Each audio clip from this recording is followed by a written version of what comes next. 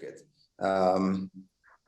First of all, I'd like to talk about myself. I graduated from University of Bahrain, and I feel very, very good to come back to University of Bahrain to give back some of the experiences I gained after launching thousands of campaigns in the market. So I graduated in 2003. Before I graduate from University of Bahrain, I joined Bahrain Telecommunication Company, where I worked in the customer support department, mainly in the internet help desk, supporting customers and fixing their problems when it comes to connectivity, etc. Then I noticed that I have a big passion for marketing and specifically technology marketing. So I joined the marketing department. I worked in the branding department and launching the new brands. And then after finishing my after finishing my BSc in marketing, I wanted to finish my CIM as well and marketing.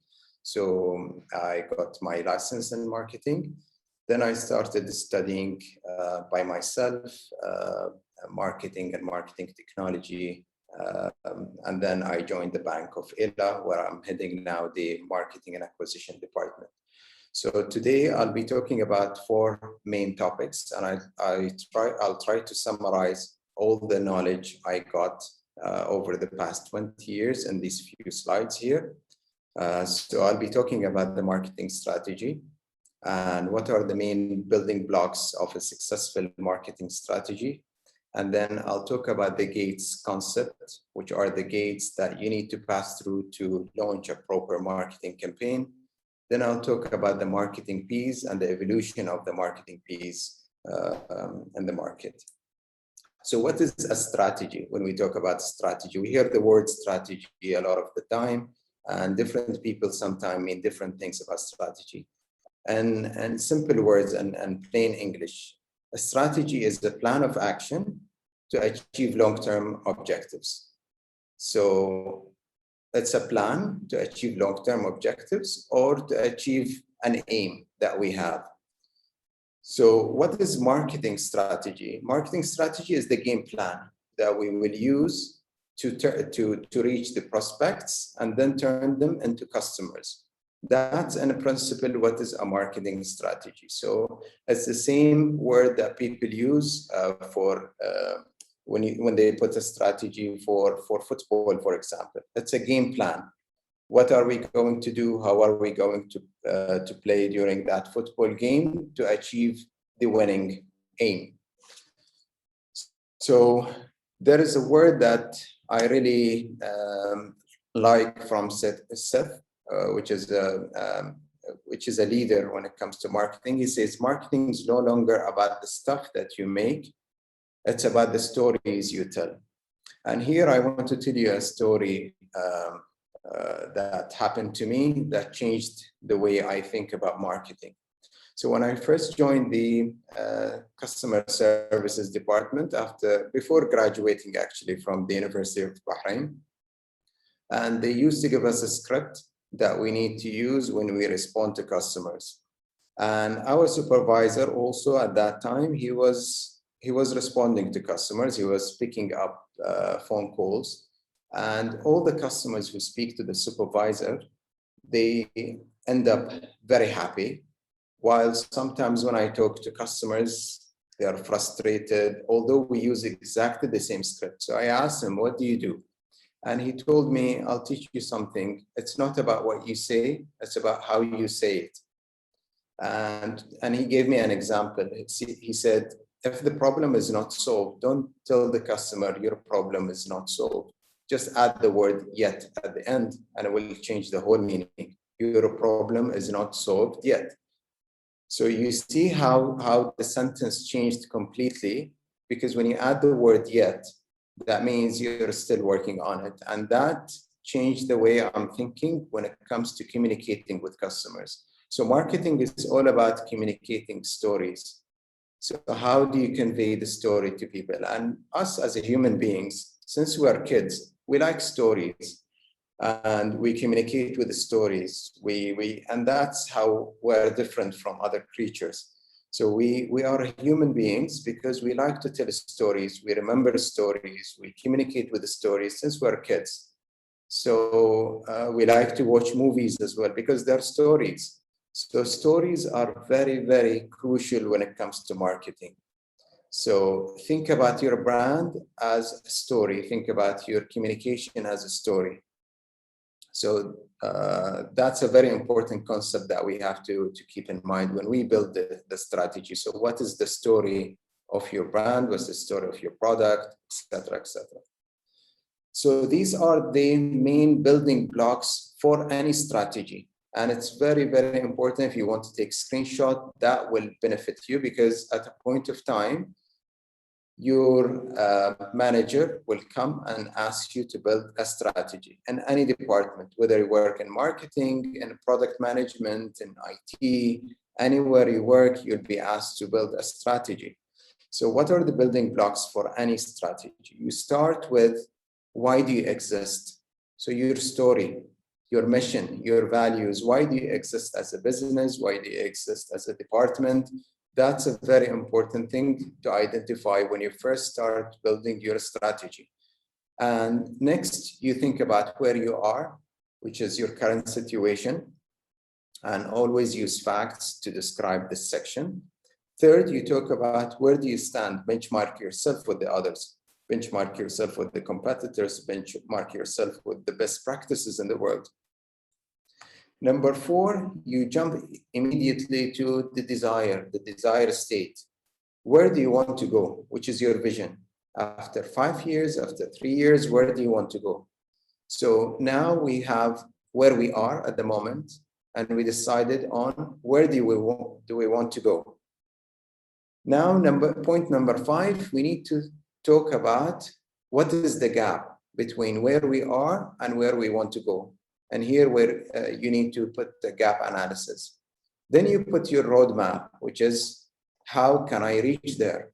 You put your ads, you put your media channels, you put your resources that you require. So you need to put the roadmap for you to achieve the desired state. Number 7, you talk about how can you measure? And it's very, very important point here is you cannot manage what you cannot measure. So it's very important that you set measures, KPIs, targets that will take you to the desired state. And nowadays, you can measure everything for the customers. So how many people clicked on the ad? How many people have seen the ad? What did they do after clicking on the ad? So everything that you want to measure is possible with the availability of technology. And you can even go to the age group of the people who mostly click on your ads. And that's a very, very important concept because in the past, we used to do advertising, we used to do marketing and put them on billboards and newspapers. We don't know how many people have seen them, how many people clicked on them, how many people decided to purchase after looking at the ads. But with the availability of the technology, you can measure and you can control even all these topics. So the last one is how can you track your performance? So it's very important that you look at your performance report on a regular basis and you make changes. The days where you do marketing campaign and launch it and leave it until the end of the campaign are gone. So nowadays, when you launch a campaign, this is only the starting point. Every day you need to monitor it, you enhance it, you scale it, and I'll talk more in more depth about this in the coming slides. So this is the fact that I learned as well over the past 20 years. Not all well-designed, well-executed, and well-financed marketing programs will work. And why is that? Because in principle, marketing is the same. Whether you do marketing for food, whether you do marketing for app, whether you do marketing for mobile phone, they're all the same. Good marketing is about the customers. Bad marketing is about the seller. So the companies who talk mostly about I they don't have good marketing. Companies who talk about the customer, which is you, is mostly they have good marketing. So marketing is about the customers. It's not about you as a company. And there are multiple examples about this. Companies who used to communicate and talk about the customers and how they can enhance their lives with their products and services, and how they started losing money when they became arrogant and they started talking about themselves.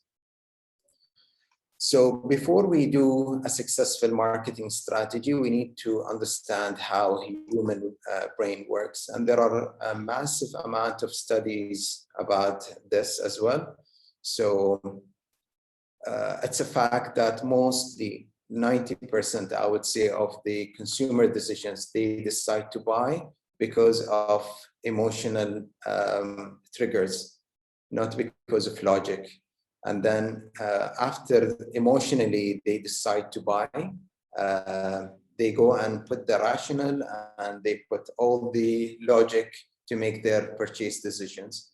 And to understand that, scientists said there are three main components of the brain. There is the reptilian complex, which is responsible for the survival. This is the small part here in the brain. And this is the autopilot part of the brain, where it controls your body temperature, controls your heart rate, etc., which is not of an interest for us marketeers. And there is the limbic system, which is responsible for the emotions, all the emotions, and the decision making to purchase happen in this brain. And there is they call it the new part of the brain, which is the neocortex, which is responsible for logic. A lot of companies, they think most of the decisions happen in the neocortex, which is not true, because people, they're not logical when they make their purchase decisions. Most of decisions happen emotionally because they want to feel in a certain way. They want people to see them in a certain way. They take the decision and then they put all the logic necessary to make that purchase. So what are the gates that we need to have to launch a proper marketing campaign and to trigger the emotions of the customers? So the first gate, I call it WIFM channel. So if anybody asks you about what is the best radio channel, tell them WIFM, which is what's in it for me. So all your communications, they need to tell a story of your brand and then deliver what's in it for me, for the customer. Customers don't care about you being the strongest or the biggest or having the fastest connections or having the best GBs or having the best app. What's in it for them? How this product or a service or brand will change their day-to-day life. The second gate that you need to pass through, which is clear, which is CURE. I call it the CURE. The C stands for clear. All your communications, they have to be very, very clear, crystal clear for the customers. Second point is unique. They have to be different. Engaging, they need to engage. And then the last point, which is relevant. And now the relevancy is becoming easier and as easier with the availability of technology. So if you go now to search for anything on Google, this is recorded. So Google knows about your desires, about your interests, about your next purchase even more than you know. Because every time you search for something, you watch a video on YouTube, you click like on Instagram, you spend extra seconds on TikTok video that is recorded. So, and all these information are available for marketeers to decide who is in market for a credit card, for example, who wants to get a loan, who wants to buy a house. All these information are available anonymously for advertisers to be able to communicate with that target audience. So it's very, very important to use this technology nowadays to be able to achieve your marketing objectives. The last gate which is ADA. All your advertising, they need to draw attention. Then you need to create interest in the customer mind. And then you need to trigger the desire and the action to come and buy from you, or to download your app, or to install your game, etc., etc. So these are the main important gates that any advertising campaign must go through for you to have a successful marketing campaign. When we studied in the university, we were talking about the 7 Ps.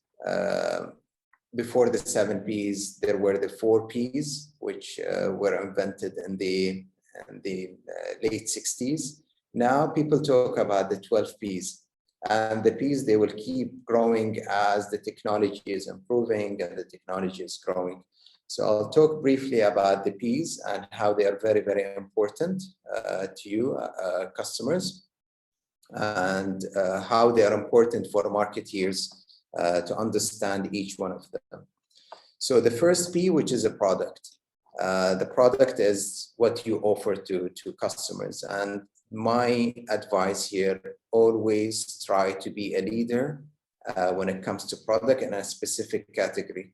So identify a category which is a niche category and try to be the leader in that category. And very important concept here is, if there are no new categories, establish one. I'll give you an example of toothpaste brand. Toothpastes are available, and Colgate is known to own that category. Close-Up came up and created a new category. They called it Fresh Breath, or a Fresh Breathe. And they own that category, specific category. Cars are available. A new company comes and create a new category, which is electric car, which is Tesla. And they lead in that category, and they grow very fast. So if there is saturation in a specific category, try to take a niche market and develop a product for that niche market. Then comes the price. Price is very important because some companies think about price as only the dinars or the dollars price. There is another price the customer pay to companies, which is time. So if you make your product difficult to obtain, difficult to purchase, you make the customer pay twice. So they pay with money and they pay with time. So it's a very important concept here that you make obtaining the product from you super easy and super fast. And this is what we focus on at ILA, to make your experience very simple and very easy. The third point is about place. How do you make your product available to customers and super easy for them to obtain it, and at any time, anywhere? So the place that you distribute your products has to be very easy. And nowadays you see, after even the COVID situation, how there is a big boom in the e-commerce business, because it's easy for the customer to access it from their mobile, from their laptop, and purchase, and they get their products delivered to them at home. The fourth one is the promotion.